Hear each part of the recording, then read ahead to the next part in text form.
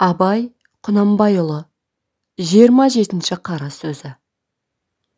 Бір күні Сократ хаким бір Аристотем деген ғалым шәкіртіне Құдай тәбәрәкқа уа тағалаға құлшылық қылмақ турасына айтқан сөзі. Ол өзі құлшылық қылғандарға күлуші еді. Ей, Аристотем, ешбір адам бар ма? Сенің білуіңше, қылған өнерлері себепті адам таңырқауға лайықты, деді. Ол айтты, толып жатыр, Хазірет. Бірінің атын аташы.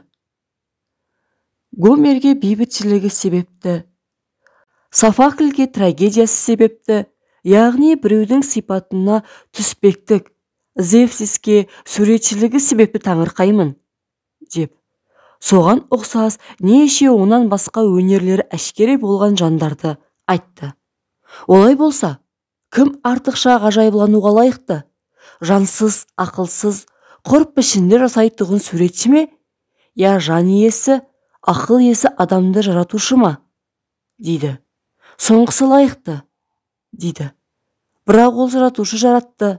Өздігінен кез келіп солай болып кетпей, басынан біліп істеген хикметімен болса, дейді.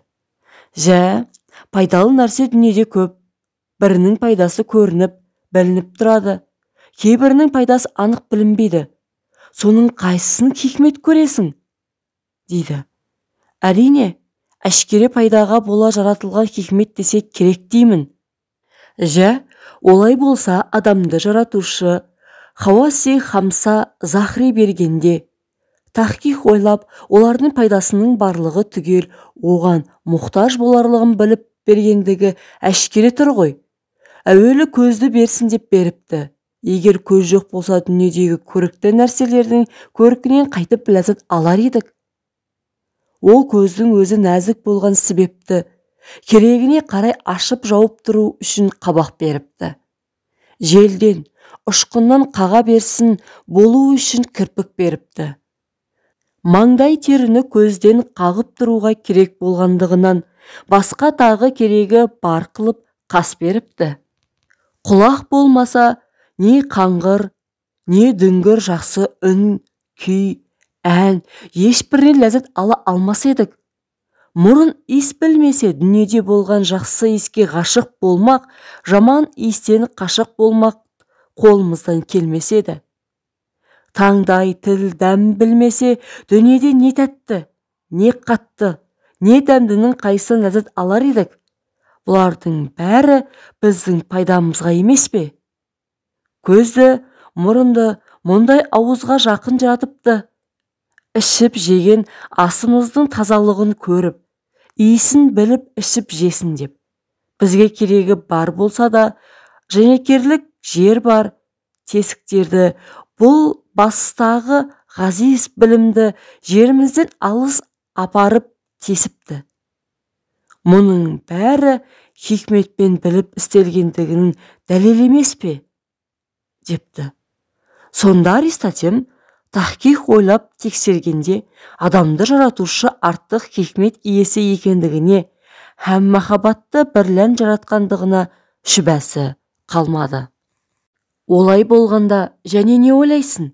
Хамма мақұлықтарды жас балаларына елжіретіп, үйірілтіп тұруын көргенде, уа хамма мақұлық атының өлімін жек көріп, тіршілікте көп қалмайтығын тілеп, ыждихат қылуын көргенде, өсіп өнуінің қамында болғаннан басқа істі ойламақтары, бұларының бәрі жұрт болу, өсу, өну үшін.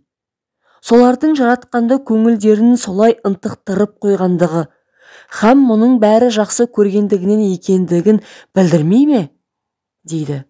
Және, ей Аристотем, қалайша сен бір өзіңнен, яғни адамнан басқада ақыл жоқ деп ойлайсың? Деді. Адамның денесі өзің көрген жердің бір титімдей құмына ұқсас емес пе? Денеңде болған дымдар жердегі сулардың бір тамшысы емес пе? Жә, сен бұл ақылға қайдан ие болдың? Әрине, қайдан келсе де, жан деген нәрсе келді де, сонан соң ие болдың.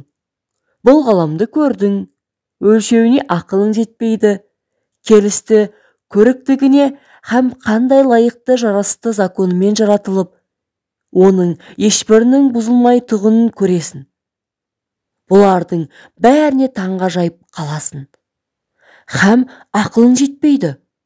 Осының бәрі де кез келгендікпенен бір нәрседен жаралған ба?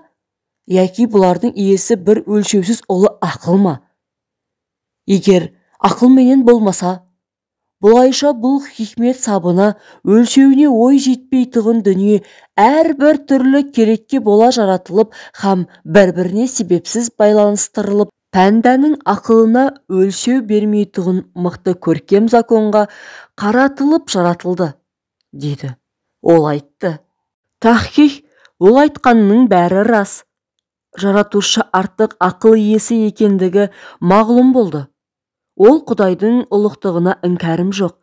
Бірақ сондай ұлық Құдай менің құлшылығыма не қылып мұқтаж болады? Деді. Ей, Аристотем, қате айтасың.